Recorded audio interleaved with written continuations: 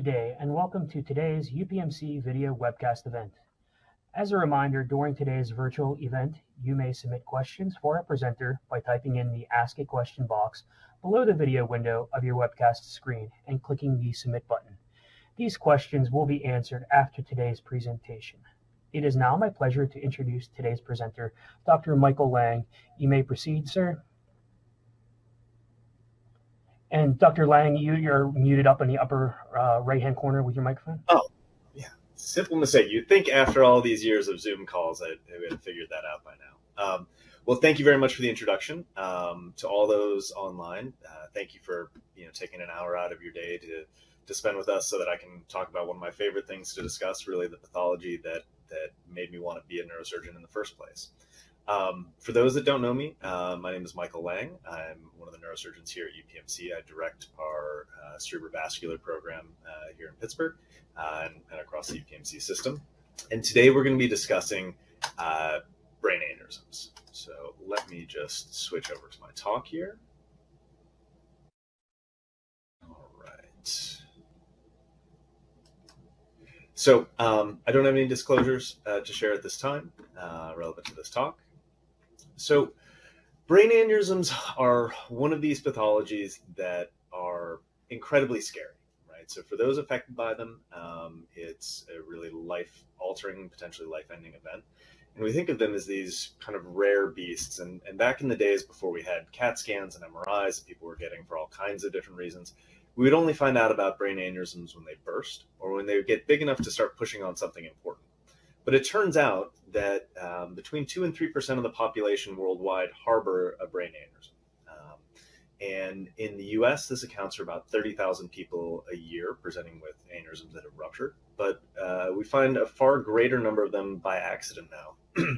And so we'll talk about the difference between those two states today, when one is truly a life-threatening emergent situation, another that requires a lot more consideration for how we navigate that scenario.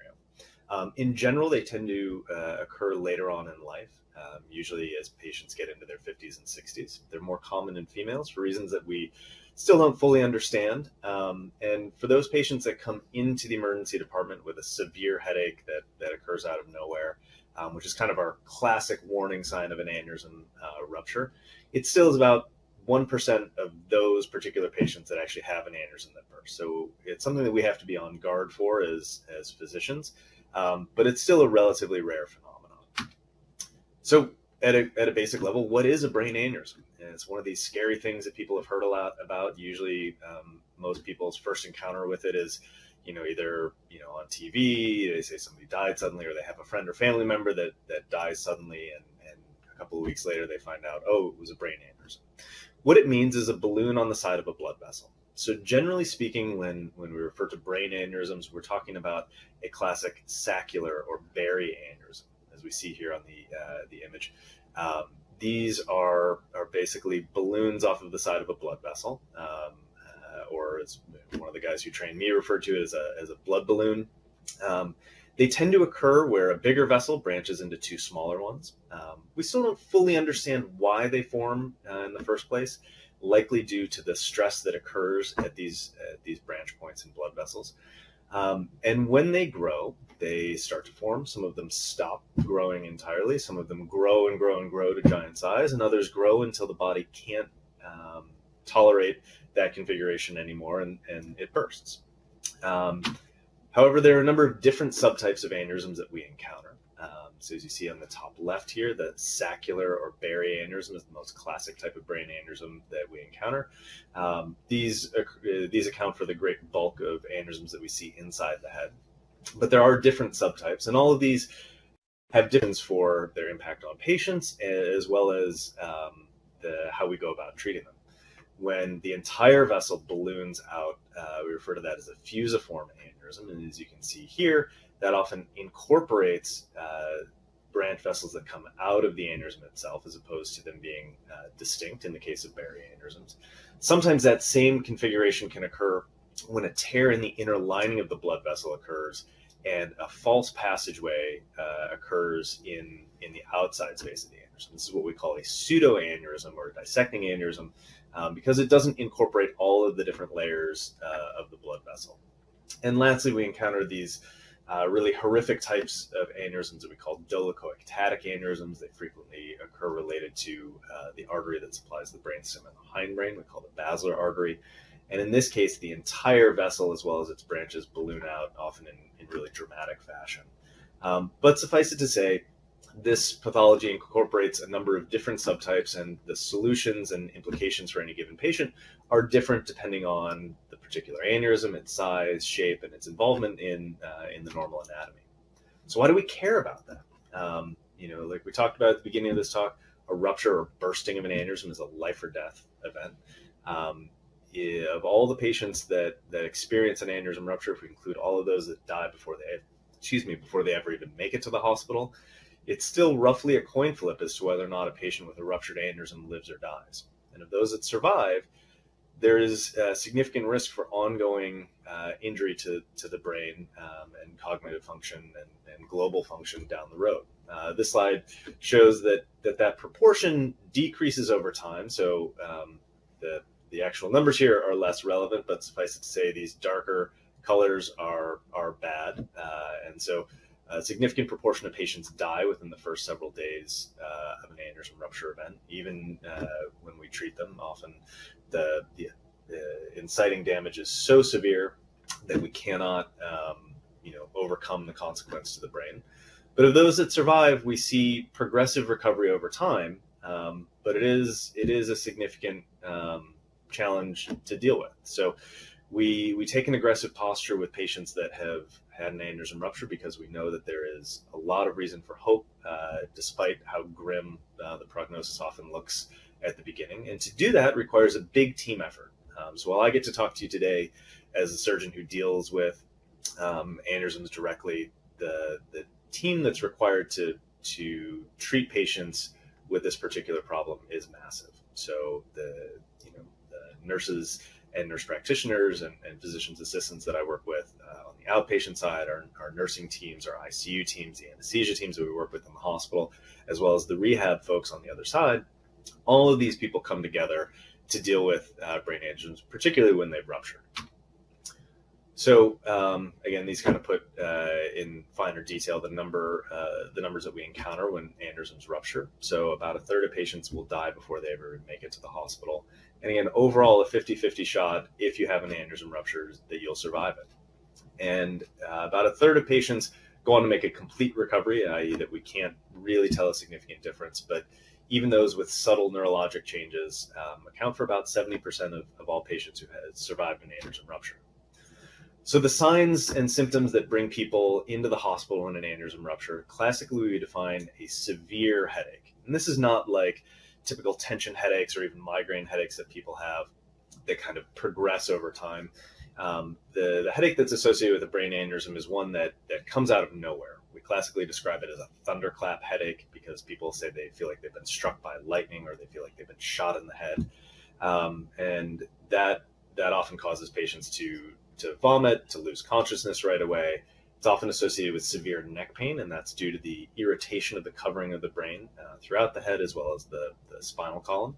On rare occasion, aneurysms can present pressing on nerves that control movements in the eye. So if one eye shows a pupil that's hugely dilated or the eye is having difficulty moving, if that happens out of nowhere, that can be a warning sign of an impending rupture event.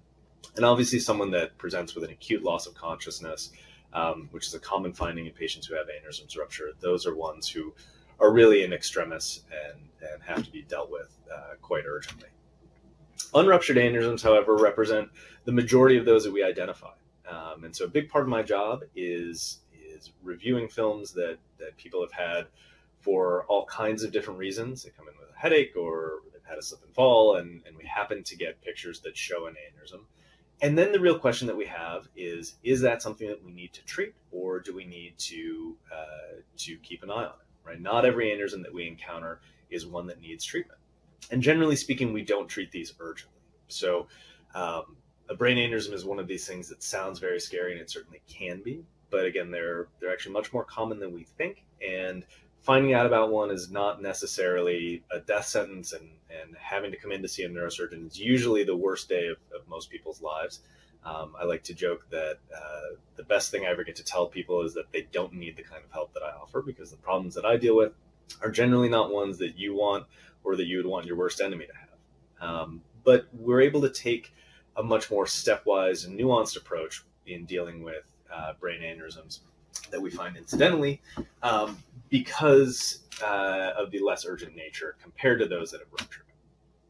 So one of the first things that we assess when we're dealing with patients with a new brain aneurysm diagnosis are their risk factors as a patient. So who you are, as well as what your aneurysm looks like, are really the kind of deciding factors that impact how we go about treating them. The number one risk factor that we know predisposes to people growing, forming, or rupturing an aneurysm is smoking. Tobacco use of any type, really, we know nicotine to be the bad actor. So it's, while vaping may theoretically be better for your lungs, it is the nicotine exposure that is most associated with cerebrovascular disease, aneurysm in particular in this case. And so we know, especially female patients that smoke, the risk factor of forming an aneurysm is high enough that it may even be worth considering screening that group of patients in general. We don't do that as a matter of routine, given kind of the cost and pain, to patients to go through all of that. But it is a significant risk factor. So I try not to get up on too high of a soapbox as a doctor day to day, but I will say that the one thing that I have to spend a lot of time with patients on a day-to-day basis is the importance of quitting smoking. And we'll get to that a little bit further on as we talk about things that you can do if you find out that you have an aneurysm.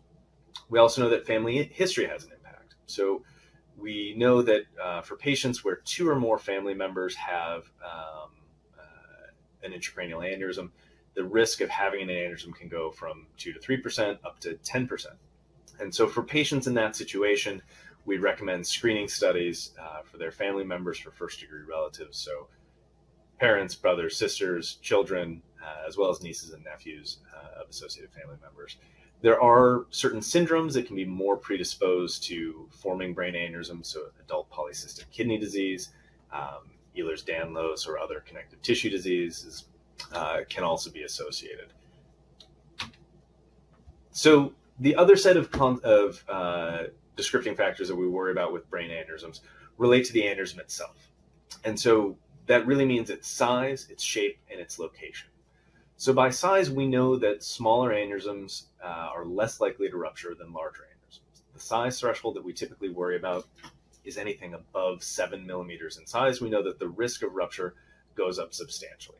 Now, we say that with a caveat, which is that smaller aneurysms far outnumber larger aneurysms. So if we look at everybody that comes in with a ruptured aneurysm, the majority are actually at or below that 7 millimeter size threshold.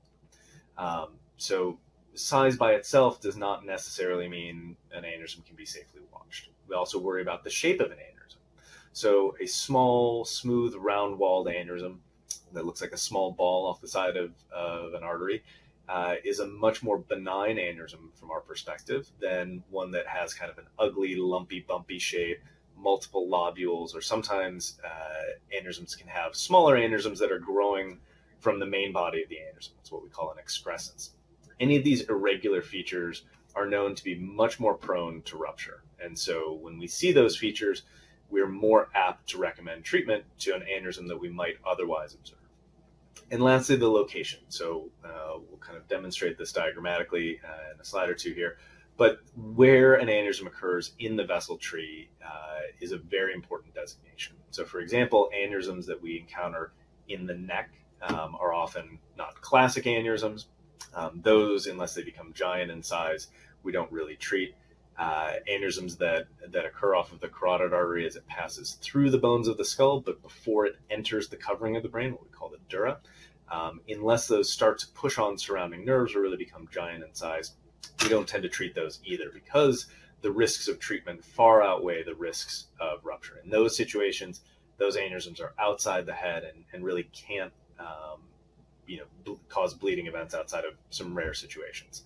Other locations are much more prone to rupture, and therefore we take a more aggressive posture about how we treat them. This diagram really shows us kind of all of those features in general. So when we look at the top left here, we can see in green, these are the carotid arteries, the two pulses that you can feel in your neck. Aneurysms that arise on the early parts of those arteries are common. They're often small and smooth in nature, and those aneurysms have a much lower likelihood of rupturing. The more common locations for them to form are at the connection points between the blood vessels of the brain. So nature has made us in such a fashion as to protect from strokes, and so the body can share blood from the left to the right, the outside to the inside, and from the back to the front. The posterior communicating artery, and more commonly the anterior communicating artery, are the most common sites where aneurysms form inside the head. These are at higher risk of rupture relative to their counterparts earlier on the carotid artery. As we get further out in the circulation, that risk profile can go up as well. And the aneurysms that arise in relation to what we call the posterior circulation, or the vertebral arteries, as they come together to form the basilar artery, which sits in front of our brainstem, and their associated branches, we know are at a much higher prevalence of rupture. Overall, these represent about 10 to 15% of all aneurysms inside the head, whereas aneurysms related to the carotid arteries and their branches are much more common. This diagram here down in the lower left shows us what an irregular aneurysm looks like compared to a more classic smooth-walled aneurysm. So when we see these blebs or secondary lobules or daughter sacs, we know that those features show an aneurysm that's under abnormal stress and is much more prone to rupture. The image in the upper right here shows that as the aneurysm increases in size from small to medium to large to giant sizes, the risk of rupture in a given year goes up. And ultimately, that's how we make our decisions, is to calculate the risk of rupture in a given year's time. And so the other feature that goes into that is obviously the age. So a patient at 20 years of age is at a much different lifetime risk profile with an aneurysm than somebody who's 85 or 90. We also know that aneurysms that grow over time, that are changing dynamically, are more prone to rupture overall as well. So we try to put all of these features together, and there are a number of grading scales and scoring schemes that we use to help try to take a more scientific approach to this. But in a lot of ways, we end up having to make a decision that for any given patient can be as much art as science, right? So we have to take all of these features about who you are as a patient, your particular aneurysm, family history, your age. We have scoring mechanisms that allow us to calculate an approximate rupture risk, but for any given patient, that may or may not hew closely to what the future looks like for you. Now, my job would be a heck of a lot easier if I had a crystal ball that could tell me what the future held for any particular patient. If I knew that someone was going to survive to be 137 and never have their aneurysm rupture, my job would be a heck of a lot easier because I'd know exactly who I need to treat and who I don't. But really how medicine in general, but vascular neurosurgery in particular works, is we have to take the information that we have and make an educated guess about what is likely to happen to an individual patient. And so that's where we then have to take the next step and say, okay, is this an aneurysm that we feel like needs to be treated or not, right? And so the first question is always that, is what do we think the likelihood of doing nothing, of observing this aneurysm looks like? And then compare that to the risk associated with treatment. In the meantime, for those that we do observe, we get asked all the time, what can I do to help? What can I change in my life to make this better? So I will tell you there are relatively few things that are likely to change the growth or risk of rupture of an aneurysm. We don't fully understand why they form. Again, they likely form at stress points in blood vessels, and a large part of that is related to how your vessels are put together when you're born, their particular geometry, as well as your underlying genetic risk, which is complex and we still don't fully understand. The number one feature that most people can change is to quit smoking or quit using nicotine in general. One of the things that I think we have done poorly across medicine for a lot of years is to counsel patients that they have to quit and nothing else is acceptable. But it turns out that nicotine is really, really addictive. It's more addictive than heroin or cocaine. It's very hard to quit. And in general, I counsel patients that harm reduction is better than failing at quitting, right? So if you can go from smoking a pack a day to smoking a quarter of a pack a day, that's a huge win. Okay, now ideally, when you know that you've had an aneurysm, particularly if you've had one that's ruptured or had to be treated in the past, we know that people who continue to smoke are at much higher risk of regrowing that aneurysm or forming a new one. But again, reducing your overall nicotine intake is very important. Blood pressure control probably has some degree of importance. It is less clear cut than we used to think how much high blood pressure impacts aneurysm growth or rupture. We really know now that inflammation in the wall of an aneurysm is what causes it to eventually break down and rupture, less so than a severe blood pressure spike. But again, we know that increased blood pressure does add to the hemodynamic stress inside the brain, and is something that's important for patients to deal with, let alone their general health. And so the last two bullet points here I think are really important, which is take time to read and understand the nature of brain aneurysms. It becomes very difficult to sift through everything that you find on the internet. It can be very scary, and that's where it's important to seek out good people who understand the nature of this problem. And in our shop, we really pride ourselves on starting from the outset with the understanding that our goal is to treat patients, right? Our job is to keep you as patients safe, and not to do surgeries, not to fix your pictures. Our job is to make sure that the patients that we meet lead long, healthy lives, and every decision we make is balanced against the risk of doing nothing. What happens if we step back and observe an aneurysm? So what can you do that hurts an aneurysm? So the reality is that aside from cigarette smoking or using stimulant street drugs like cocaine or methamphetamine, there's probably not a whole lot.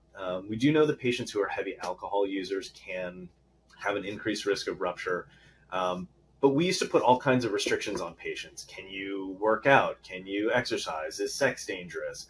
The reality is that there's no clear proof that any of those things are harmful. One of the situations that we often encounter are patients who are pregnant, who have a known small aneurysm. Can they deliver safely, or do they need to undergo a C-section? And we used to take an overly cautious approach, but we know now that the ability to harm yourself or to cause an aneurysm to rupture is very, very small. We don't fully understand why they grow or rupture when they do, but the reality is there's very little that you do that changes it. So the next question is, now that you found that you've had an aneurysm, who do you see? How do we navigate those solutions? And I think it's very important for anybody with a new diagnosis of an aneurysm to see a specialist who deals with them and treats them directly. So when we discuss observation, I think that is an important criterion. But again, there's this idea floating around that every small aneurysm should be watched and every big aneurysm should be treated. And neither of those things are true. And so talking with somebody who really knows the ins and outs of aneurysms upfront is very important. Broadly speaking, when we discuss treating aneurysms, it falls into two main categories. The original way we figured out dealing with aneurysms is what we call microsurgery. This is performed by neurosurgeons and involves making an opening in the head and placing a clip across an aneurysm, or sometimes more complex approaches. And these procedures are exclusively performed by neurosurgeons.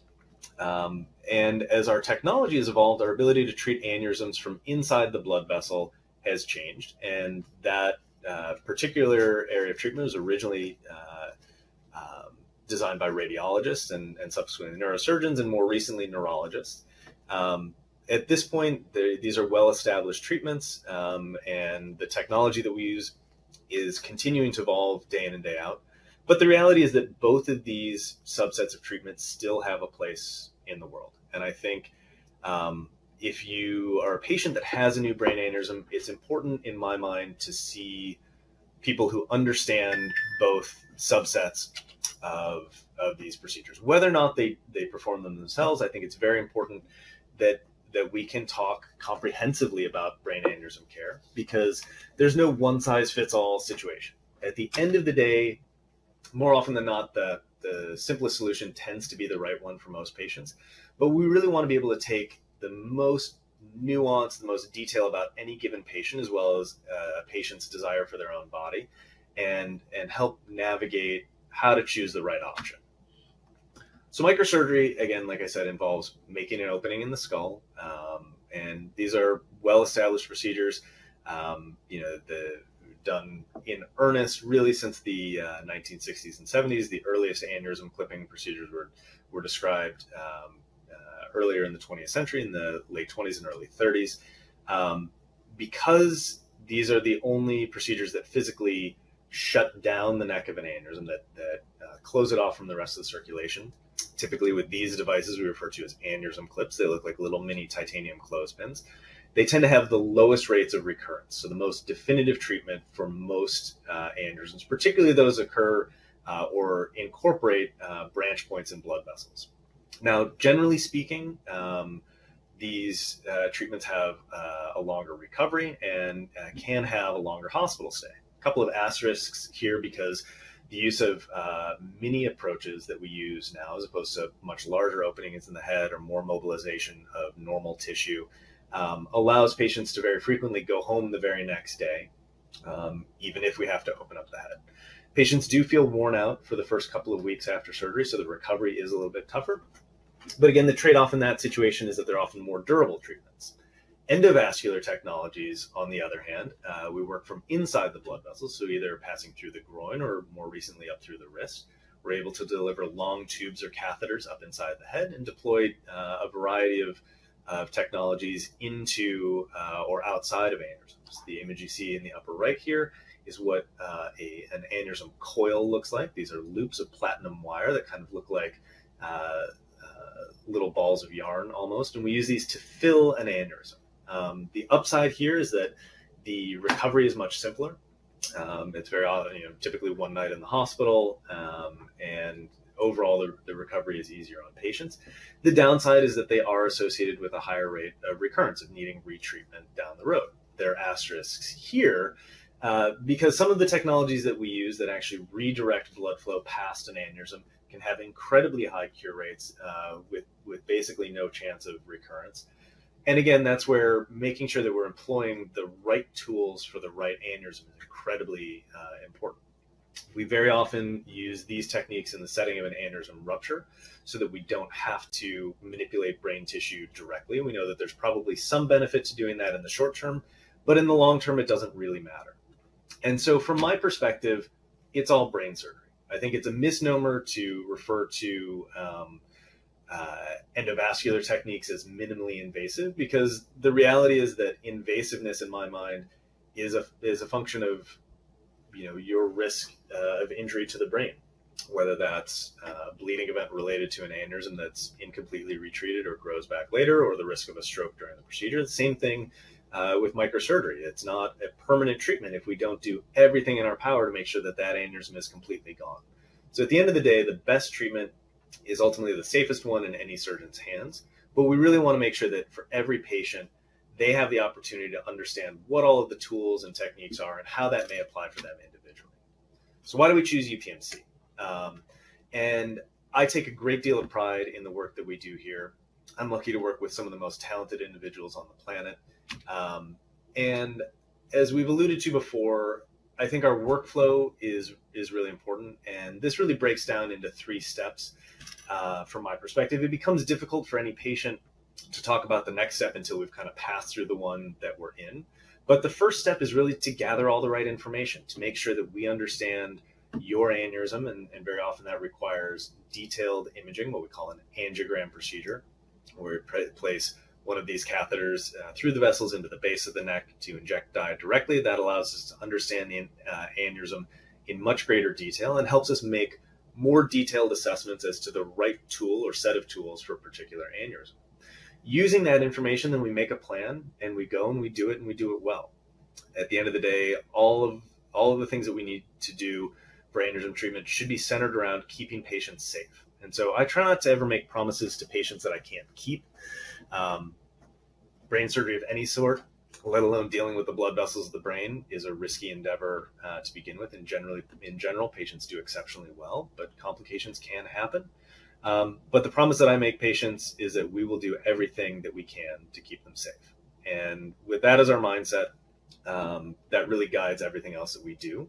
And dedicated follow-up down the road is really that third step. So it's important that we make sure that we understand based on a particular aneurysm, risk profile, and method of treatment, how closely or not closely we need to follow an aneurysm, as well as do we need to assess family members. So really making sure that we care for the whole patient and not just proceed with a surgery by itself.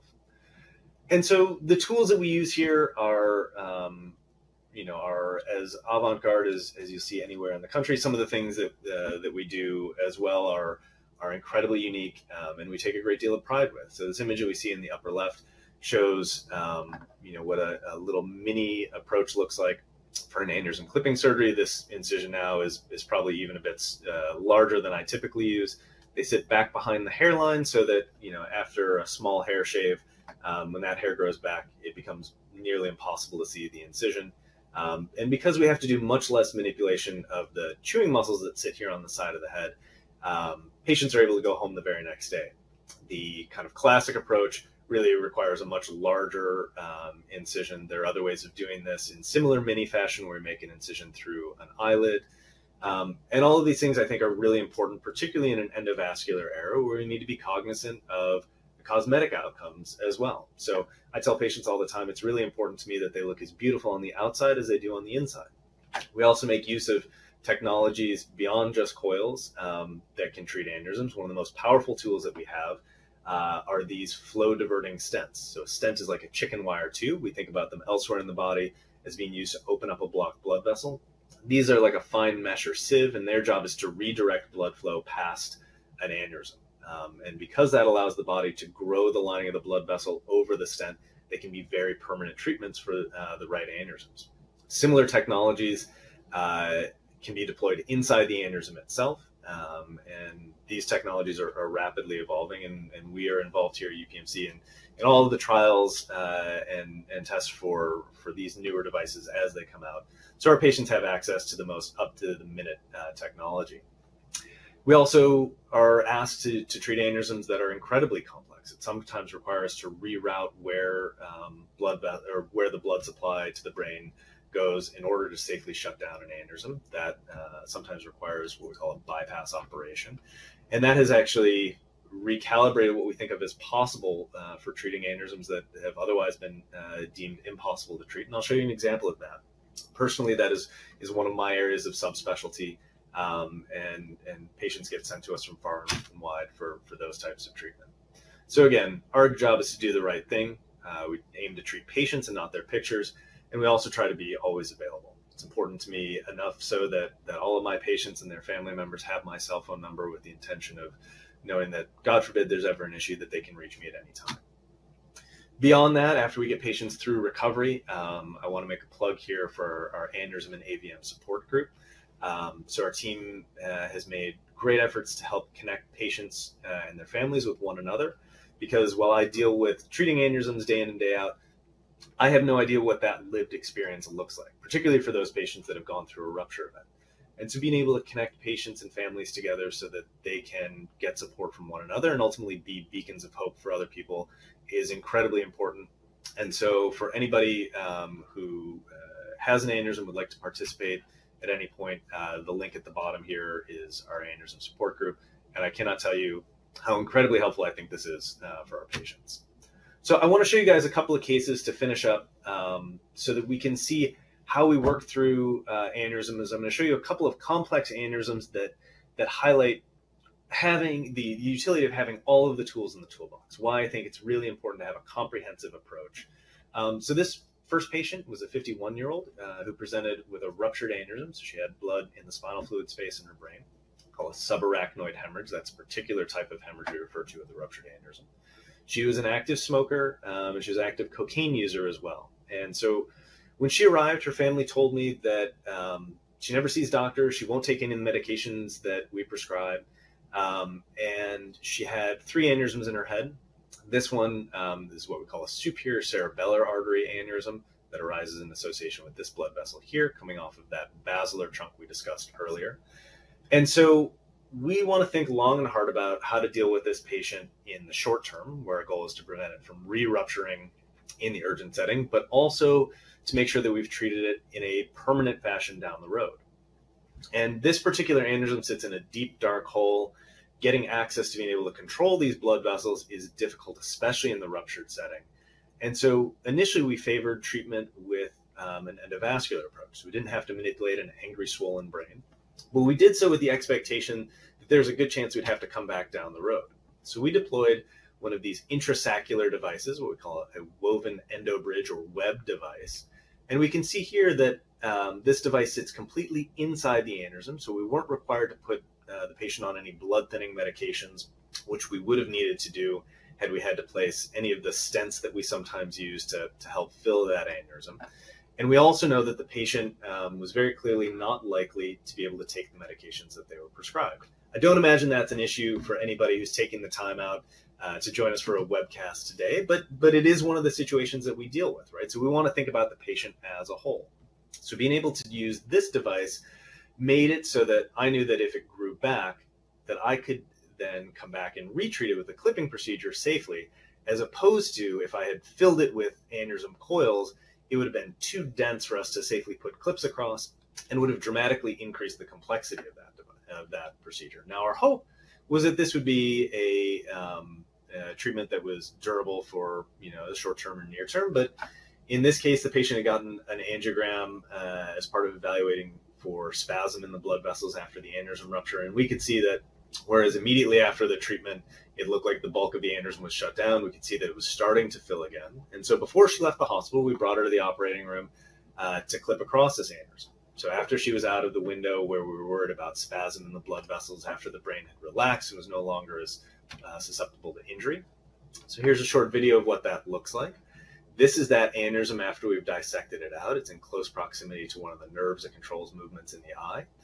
And we dissect around this aneurysm in order to separate it from the normal blood vessels.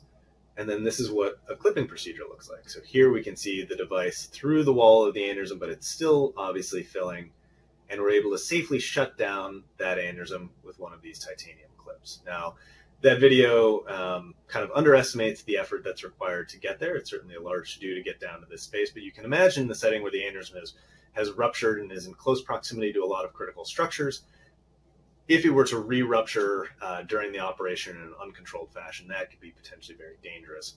So using these tools in combination and thinking about what our goals look like in the short term versus the long term and how we navigate them for a particular patient is very critical. So this next case I want to share because it really highlights the value of having access to all of these tools and technologies and really being able to push the envelope for the most complex of aneurysms. So this is a patient who was in her 60s. At the time I met her, had a rupture event in her 50s back in 2019. She originally had a coiling procedure, which is what it looked like after the initial treatment. Again, this is what we call a basilar apex aneurysm. It sits atop this basilar artery and sits right at in front of the very top of the brainstem. Now, this aneurysm was driven by the fact that one of her carotid arteries had shut down, and we see here that posterior communicating artery we had referred to in the past, which is what's supplying the entire right side of her brain. So that added stress at this connection point is what's driving the growth of this aneurysm. She ultimately required 3 additional retreatment procedures for that aneurysm. And by the time I met her, this is what it looked like. It's now become giant in size. We can see that these coils have really splayed out. She developed a second aneurysm. It required the use of a stent to help hold those coils in place. But by any definition, this had become what most people would say would be an incurable aneurysm. We might be able to add some additional coils in there and help prevent it rupturing in the short term, but these become growing living beasts that become impossible to treat. And likewise, we see that this aneurysm sits way up in the head, sits up just in front of the top of the brainstem. There's not a way to successfully clip this aneurysm directly. And so we made use of a novel combined tool set here that has been really one of the prides of our work here at UPMC, where we use a microsurgical procedure to help set up an eventual curative treatment with an endovascular technique. So the first step was really to resupply the right side of the brain so that we could safely shut off one of the limbs coming out of this aneurysm. So basically turning it from one that arises at a branch point in a blood vessel to one that's coming off of the side of a blood vessel. So that's what that looks like after the initial procedure. So we took a piece of an artery from the patient's forearm and used it to connect from the carotid artery down in the neck up inside the head. And then we placed a clip across that vessel coming out of the aneurysm. And so now we see that we're left with this dome of the aneurysm and really one limb we have to worry about. And we were able to subsequently come back in a few weeks' time and place a flow diverting stent through the existing stent that was there. And again, this allows us to redirect blood flow past the aneurysm. This is what it looked like immediately afterward. We added some additional coils at the time to help promote it shutting down. And 6 months later, we see that that aneurysm has completely cured. We see a small little opening here that transmits one of the blood vessels that supplies the hindbrain. But this is an aneurysm that is now shut down in a way that it should never come back. And being able to use these tools in combination is one of the things that I think our field is really going to continue to grow into. And that's where being at a place that has access to all of these tools and techniques and is able to think about how to use them together is really important, whether that's a single practitioner or in combination between multiple physicians. But really having access to every tool in the toolbox, I think, is incredibly important. And being able to think outside the box so that we can fix these problems that otherwise we would just kind of kick the can down the road and hope for the best. So I want to make sure we leave enough time so that everybody can ask all of the questions that they need to ask. But thank you very much for your time. I really appreciate everyone's willingness to take an hour out of their day to come join me, talk about one of my very favorite subjects. And I also want to have a special thank you for all of our team from here at the UPMC, as well as our AV support for helping make this possible today.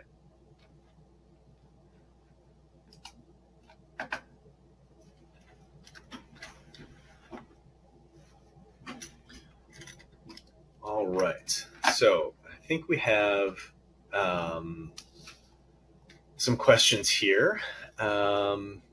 So from Emily, who asked, regarding risk with 2 or more family members, is that first-degree relatives? So yes, we generally count first-degree relatives. Sometimes in patients that have, significant aunts or uncles that have aneurysms, we include that as well for second-degree relatives. But generally speaking, 2 or more first-degree relatives significantly increases the risk that any particular patient will have a brain aneurysm. And so in those settings, we recommend a screening test either with a CAT scan or an MRI, called a CT angiogram or an MR angiogram. And those are tests that we do. And if we find an aneurysm in that situation, that family risk is one of the factors that goes into us deciding whether or not to treat it. Oh, okay.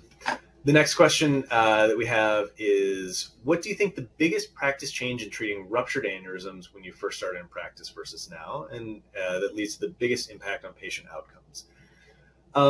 I think in my mind, it's this idea of having access to all of the tools in the toolbox. I think this field, unfortunately, had been beset for a period of time by this idea that we had to either be one or the other, that you had microsurgeons and you had interventionalists, and that these were 2 distinct fields, and they were often competing with one another to prove who was better. And the reality is they're both really critical tools. And so it's a matter of the right tool or set of tools for the right patient at the right time. And so the way I describe this to our trainees is being able to think 4th dimensionally. So our goals are very different. For an unruptured aneurysm, we're often working to prioritize a long-term permanent treatment, provided we can do that safely. And so again, the location, the age, the set of tools and techniques that we can use really impact all of that. And so that's where I think our ability to understand this holistically, or the way I describe it is comprehensively, I think has been the #1 priority. So that when we're treating an aneurysm up front in the ruptured setting, we're thinking, well, we know that this is more apt to come back, particularly if we're doing a coiling type procedure. Are we setting ourselves up in such a way that if it recurs, we have good options to deal with it in a more permanent fashion down the road, so that we can use the benefit of doing an endovascular procedure in the short term, immediately after surgery or immediately after a rupture event? Or is it worth doing a more definitive operation up front? And so that often depends on how severely injured the patient is, how swollen the brain is, goes into a number of factors. And so I think really taking a nuanced approach as opposed to a one-size-fits-all, this idea of, well, this is what I do, this is what you get, is something we really tried to avoid.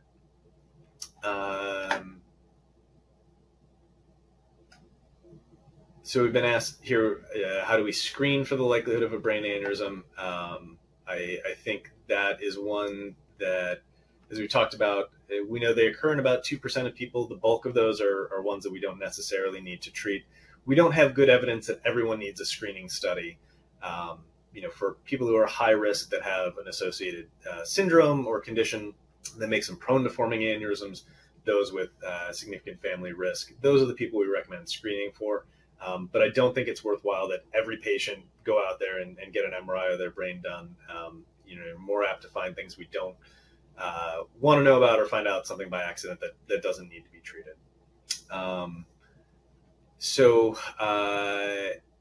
A good question here: what is the recurrence rate of aneurysms after surgery, and after they are treated, can they grow back? That's a very important consideration when we decide how to treat an aneurysm. And so the recurrence rate for a well-clipped aneurysm, by which I mean we haven't left any piece of the aneurysm behind, and we haven't narrowed the normal blood vessel, so we've completely excluded the aneurysm from the circulation, should be 1% or less on the low end. The recurrence rate for an aneurysm that's been coiled is higher, in part because that aneurysm balloon is being filled from the inside by coils, but we haven't necessarily changed the pressure or the hemodynamic stresses that can cause those coils to kind of squash down over time. We know that risk of recurrence is higher in patients that smoke or have had prior rupture events. That can be as high as 20 to 40%, depending on the aneurysm configuration. So we are willing to tolerate that higher rate of recurrence to take the benefit of an endovascular treatment in the ruptured setting. But in certain locations, endovascular techniques are far and away safer. And so it really does depend from patient to patient. One of the endovascular tools that I make a great deal of use of, and I think it's a field we've really moved towards using when we can, are these flow diverting stents, which we know that for certain aneurysms, their cure rates can approach 90, 95%. Others, it's less clear, how likely any particular patient's aneurysm is to be cured.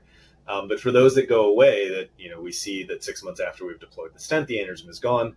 The risk of recurrence in those situations is basically zero, outside of some rare giant or partially thrombosed aneurysms that can sometimes continue to grow.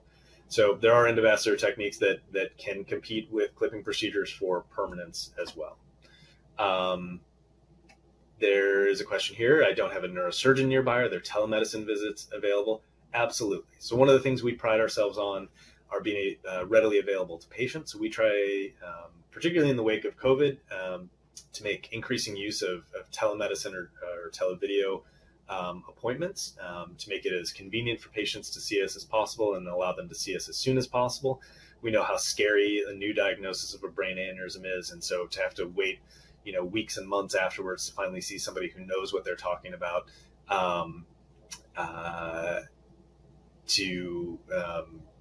to really get an understanding of, does your aneurysm need to be treated, is something we try to avoid. So absolutely, there are a lot of ways to get to us in order to be evaluated and be seen by folks who know what they're doing. Next question is: after suffering a subarachnoid hemorrhage, what tests should be used for a checkup and how often? An important question. It really depends a lot on how the aneurysm was treated and whether or not there are other aneurysms inside the head. We know that patients that have had a ruptured aneurysm, any other aneurysms inside their head, are more prone to rupture as well. So we're often more prone to treating those as well. And the follow-up tools that we use are dependent on what techniques we use. Again, given the higher rate of recurrence in general with endovascular techniques, we're more prone to following those patients closely and for longer than with a clipping procedure, but it really depends on patient to patient situations. So the next question is: what is the % chance of a clipped aneurysm leaking? So we would say that the risk of an aneurysm rupturing during surgery, which is a very different beast than it rupturing with the head closed, is relatively low, especially in the unruptured setting. a couple of percentage point chance of that, but usually that's something we can deal with very readily in the operation without significant consequence. But the risk of an aneurysm recurring in any fashion after being clipped is 1% or less. That presumes that the entire aneurysm has been excluded. But again, any time an aneurysm has been left behind, there is a chance that it can regrow. So the challenge that we often face is that an aneurysm that grows back after a clipping procedure is often much harder to deal with than one that's grown back after an endovascular procedure, in part because of how we've chosen which aneurysms to clip and which aneurysms not to clip in the first place. And so the goal ultimately is to have every patient have a long-term permanent fix with no new injury to the brain itself and as simple a recovery as possible. And invariably we have to adjust our goals and expectations in any one of those domains to fit the particular patient and the particular anatomy, but that's what our goal is for every patient. Someone has asked, is aspirin still the drug of choice for post-stenting or coiling, and for how long? Again, that depends on how we've treated an aneurysm. If we have treated it entirely from inside the dome of the aneurysm itself, and there's not device hanging into the normal parent artery, or we haven't had to use stents, then we typically don't put those patients on aspirin in the long term, or sometimes they're on it just for a short period of time. For patients that have stents in their head, whether flow diverting or more classic versions of stents, generally speaking, they're on aspirin indefinitely. The further time, the further on that time has gone by, the less critical that is as the body has healed the stent into the lining of the blood vessel. But generally speaking, you'd be on aspirin indefinitely after a stenting procedure. Let's see. We have another patient here who has asked, I had a near-fatal rupture 12 years prior and am due for an MRI at the end of the month, and I had a coiling procedure. What is the likelihood that another unruptured brain aneurysm will be found, and how big of size will it be? Do I have to have concern for? So that's actually a very smart question. 12 years ago, not 12 months ago. We know that for patients that continue to smoke, that there is a higher risk that additional aneurysms can form down the road. But in the absence of other risk factors, the chance of forming a new aneurysm is low. We generally recommend some long-term follow-up to help rule out new aneurysm, or de novo aneurysm formation, as we term it, as well as make sure that an aneurysm that was previously treated has been completely excluded. Again, the further out we go, from an aneurysm coiling procedure without regrowth, the more likely we deem that a permanent treatment, although in theory they can recur at any point down the road. So we're more apt to kind of recommend spaced out, indefinite follow-up in those patients, more so than patients that have had clipping procedures. But long-term follow-up is important, and that's where that kind of third stage of our workflow that we talked about, dedicated long-term follow-up is really critical. We keep lists of all of our patients, and when their follow-up are, we try to make sure that you as patients within the UPMC system don't have to be responsible for remembering, oh, I need this study at this time. It's our job to make sure that the right patients are getting the right studies at any given point, so that we don't miss out on some potentially significant event down the road. Another question here. I'm a patient in my 40s. I don't drink. I don't smoke. I have a 3 by 2 millimeter aneurysm on the carotid, another small aneurysm. Which should I get one of them removed with coiling, which my doctor has offered, or go for an MRI scan to see if they grow? So I would say that in general, again, it's very hard to say without knowing more information about you as a patient or to see your pictures directly. So again, that's where we don't want to take any of these things in a one-size-fits-all kind of scenario. But in general, a 3 millimeter ophthalmic aneurysm and a small aneurysm, a 2 millimeter or smaller aneurysm off the carotid artery itself, we would consider very low risk for rupture. In general, the average rupture risk, or the annual rupture risk for those, would be close to 0%. So most of those aneurysms in our practice, we would observe. Now, there are patients with small aneurysms that we do treat for all of the reasons that we've discussed before, but we want to balance the risk of treatment against the risk of rupture. So, if you have a complication related to surgery, and if that risk outweighs the risk of the aneurysm to you, we don't recommend surgery. And so that's one of the fortunate things about being part of a really busy vascular center, is that we see lots and lots of patients, and I'm certainly not dying for more cases to do. We got a lot of aneurysms to treat, and I love doing it, but it also affords us the ability to know that we can give patients a really nuanced and dedicated approach, and say that these are aneurysms that we can watch safely. We typically start out by checking in on them once a year. When they grow, they tend to grow slowly, so we don't need to be checking in on them every month or 6 months for most patients. And then an aneurysm that's been stable for a long period of time, we space out how long or how close our follow-up is, because a great number of aneurysms form, and if they have a relatively simple morphology, that normal smooth shape, they often will stop growing and never need to be treated. And those are the aneurysms that I tell patients that they're better off never having met a neurosurgeon than one who might put them at undue risk. And so that's where I think it's really important for any patient with an aneurysm to ask, what is the risk of this aneurysm to me if I do nothing? And again, there's a lot of things that go into that, and we can kind of get a population level understanding of what that risk profile looks like. But for any given patient, we have to take all of those pieces, put them together, and then ultimately we have to make a choice, right? And at the end of the day, whether we observe an aneurysm, treat it microsurgically, treat it endovascularly, or in combination, everything we do is a choice. Everything comes with some degree of risk and some degree of benefit, and our job is to figure out how to keep our patients safe. Are there warning signs when an aneurysm is about to rupture but hasn't yet? This is one of the things that makes aneurysms scary. So the majority of patients never have any kind of warning sign that an aneurysm is about to rupture. Sometimes we get what's called a sentinel headache, which is a severe headache that mimics a more overt aneurysm rupture, but we don't necessarily see blood in the head on scans or see it when we sample the spinal fluid. That can be a warning sign of a much worse problem down the road. Those events are relatively rare, and very often the patients get worked up for that without necessarily seeing without finding an aneurysm that needs to be treated. But that is one of the warning sign events. On rare occasion, we can encounter them because of pressure on the brain as they grow to a certain size or grow in certain locations that can cause dysfunction in the nerves that exit the brainstem. Very often, as we talked about before, dilated pupil or double vision is something that, if it occurs out of nowhere and occurs in one eye, is something that should be worked up for a possible aneurysm. We treat those urgently because it's often a sign of impending rupture. Next question is, does marijuana affect a person who's had a ruptured aneurysm? No, we don't have any reason to believe that marijuana increases the risk of growth or regrowth of an aneurysm.